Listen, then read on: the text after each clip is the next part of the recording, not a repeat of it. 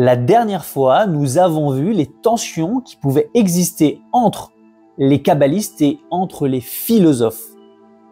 Et cette fois-ci, nous allons nous concentrer sur les kabbalistes eux-mêmes et voir les divergences entre eux dès le début de l'émergence des écrits de la Kabbale au XIIe et au XIIIe siècle.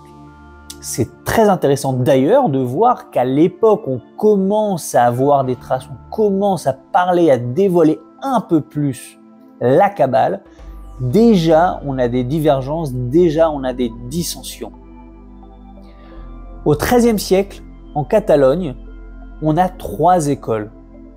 La première, on a déjà vu les grandes têtes d'affiche de cette école, c'est Rabbi Avraham ben David de Posquière, son fils Rabbi Yitzhak Sagi Nahor, qui, comme on l'a dit, a écrit un commentaire du Sefer Yetzira, le livre de la formation. Et ses élèves à Guéron, alors soit il est allé là-bas pour leur enseigner, soit ils sont venus recevoir son enseignement. Et Rabbi Ezra et Azaria de Guéron décrivent déjà beaucoup plus et commencent à former une école de catalonaise, guéronaise de Kabbale.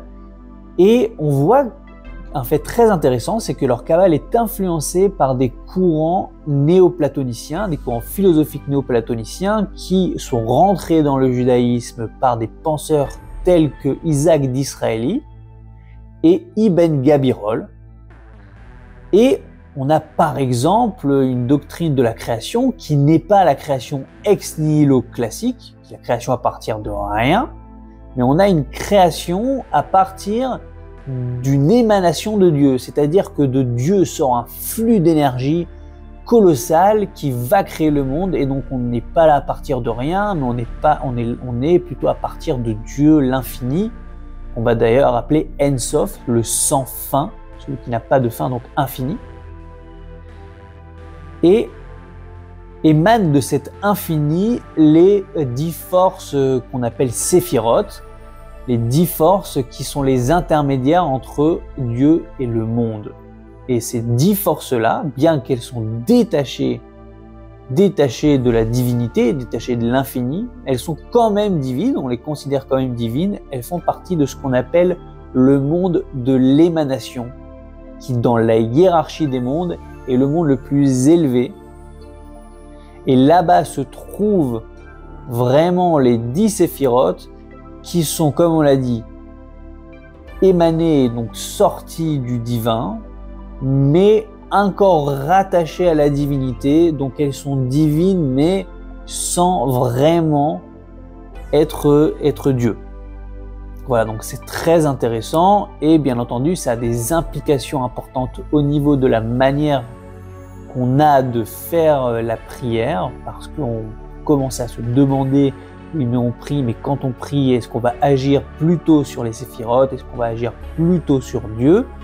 Donc voilà, on a des questions autour de ça qui commencent à être très intéressantes, et comme on a dit, à cette époque-là, on commence avec Ezra et Azaria dans l'école guéronaise de répandre, de dévoiler un peu plus.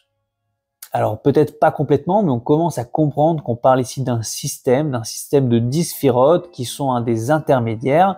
Et donc on avance un peu dans l'histoire de la Kabbale. Et voilà pour la première école. On a une seconde école en Catalogne, qui est l'école de Nachmanide. Nachmanide, qui est un grand talmudiste, un théologien, un grand érudit, très important d'ailleurs dans l'histoire du judaïsme, tant par son influence sur l'étude du Talmud et la loi juive, et bien entendu son énorme commentaire sur la Torah, et ses visions du monde, ces dissensions qu'il a avec Maïmonide sur certaines questions, notamment celle de l'historicité des sacrifices ou non. Et bien entendu, c'était un grand kabbaliste, un grand nom du début de l'émergence de la Kabbale. Et il avait une manière d'aborder les sphirotes qui n'était pas celle de l'école de Yitzhak Sagi Nahor, mais plutôt il posait ça comme si c'était une tradition et qu'il fallait l'accepter. C'est-à-dire que quand il parlait des séphirotes par allusion dans son commentaire de la Torah, eh bien il en parlait comme voilà, ça c'est le chemin de la vérité, les séphirotes sont comme ceci, c'est un peu une tradition secrète. D'ailleurs, le Ramban Nachmanide parlait encore en allusion de manière très brève des séphirotes, et on n'avait pas encore un peu l'étalage que faisaient Ezra et Azria. D'ailleurs, après, il y aura entre un des grands élèves de Nachmanide, le Rashba, Rabbi Shlomo ben Adret, le Rashba, et Rabbi Avraham Aboulafia, une dispute où Avraham Aboulafia va dire que ce qu'il considère comme les 10 séphirotes est en fait une hérésie. Pourquoi ? Parce que si les chrétiens ont par exemple une trinité, alors chez les kabbalistes de l'école de Nachmanide, on a un système décimal dans la divinité.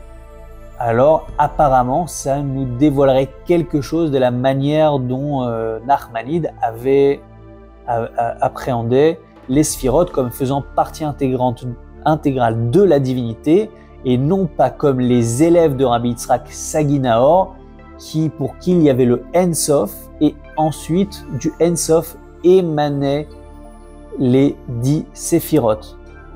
Alors, chez Nachmanide, on ne dévoilait pas tout, et même quand on écrivait certaines allusions, il était bien compris que certaines choses n'étaient enseignées que de bouche à oreille, oralement, et que certains secrets ne nous sont pas connus.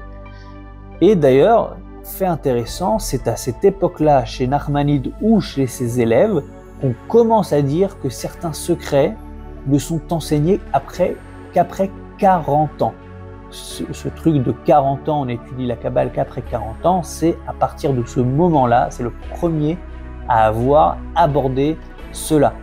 Mais alors, il ne disait pas qu'on n'apprenait pas la Kabbale jusqu'à 40 ans, mais qu'on n'enseignait pas certains secrets à des gens qui ne sont pas encore arrivés à 40 ans. Extrêmement intéressant également, chez Nachmanide, on donne une place centrale à la question de la réincarnation. On appelle la réincarnation dans le judaïsme le Gilgul. Chez Nachmanide, on ne parle pas encore de Gilgul, on parle de Ibour. Ibour, c'est une gestation, comme chez une femme enceinte, où en fait, il y a une âme qui vient rentrer, qui vient se juxtaposer, qui vient intégrer, se coller ou se réincarner dans l'âme d'une autre personne, et soit pour l'aider à avancer, soit pour réparer ses fautes, réparer son âme. Et chez lui, ça prend une place extrêmement importante. Il n'y a qu'à regarder d'ailleurs le commentaire qu'il fait de Job, ou plusieurs endroits dans la Torah où il parle de ce Sod Haïbour, ce secret de la gestation, qui est extrêmement important pour lui.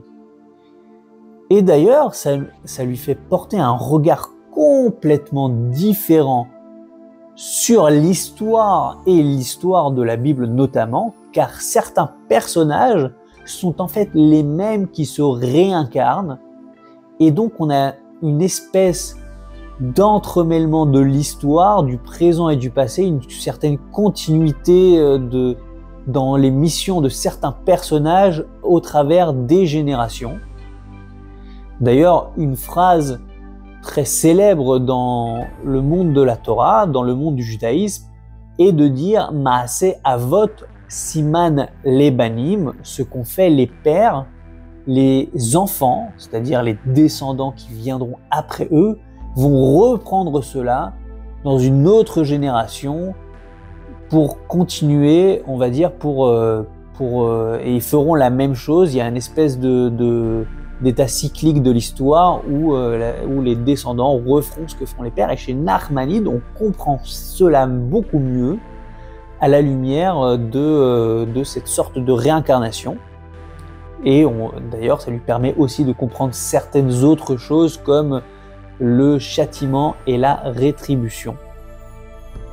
Et bien sûr, ça arrivera de manière un petit peu différente, un peu plus poussée, ensuite chez les kabbalistes de l'école de Tzfat, mais nous verrons cela dans une autre vidéo complètement dédiée à la Kabbale de Tzfat, qui est un sujet gigantesque tout seul.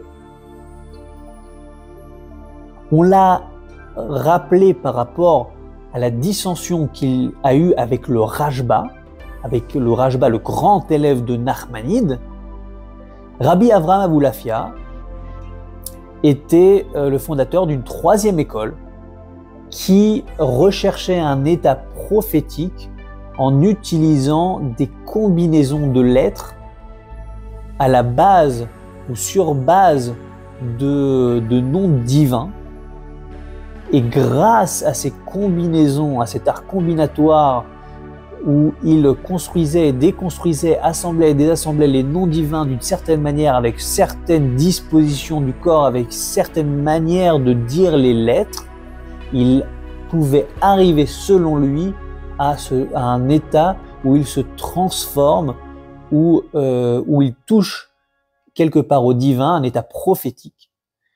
Et pour lui, d'ailleurs, les séphirotes étaient comprises beaucoup plus de manière psychologique que de manière théurgique, que de manière à être des forces par lesquelles il faut passer pour parler à Dieu ou par lesquelles Dieu agit sur le monde, mais plutôt des manières de s'approcher de la prophétie. Et Rabbi Avraham Abulafia était d'ailleurs un grand amateur et élève de la doctrine et du mouvement maïmonidien. Il alliait parfaitement sa Kabbale à la philosophie maïmonidienne. C'est extrêmement intéressant. On y reviendra dans une autre vidéo complètement dédiée à Rabbi Avraham Abulafia, qui était un personnage extrêmement intéressant de par sa vie et de par son œuvre. Alors, ces trois écoles de pensée n'ont pas duré très longtemps. La première école de pensée s'est éteinte vers le milieu du XIIIe siècle, celle de Rabbi Yitzhak Sagi Nahor et de Rabbi Avraham ben David de Poskier. Celle de Nachmanide continue encore jusqu'au milieu du XIVe, mais celle de Rabbi Avraham Abulafia ne va pas avoir de suite, ne va pas vraiment avoir de suite, et on n'aura pas de grand mouvement Abulafia. Ensuite, on aura encore d'autres grands centres de Kabbale qu'on va aborder, mais c'est déjà extrêmement intéressant qu'on voit que la Kabbale est une chose finalement qui n'est pas unitaire, elle est multiple. Il y a différents courants, différentes visions des choses. Il y a différentes manières d'aborder les séphirotes, d'aborder Dieu chez les kabbalistes, des tensions entre eux, et au final, tout cela avance, s'entremêle, discute pour faire partie de ce grand mouvement qu'est la Kabbale. Et moi, je trouve ça extrêmement intéressant. Et si vous aussi vous êtes intéressé, dites-moi ce que vous avez pensé de la vidéo en commentaire. Abonnez-vous et suivez-moi. Nous allons continuer cette grande histoire de la Kabbale qui est extraordinaire.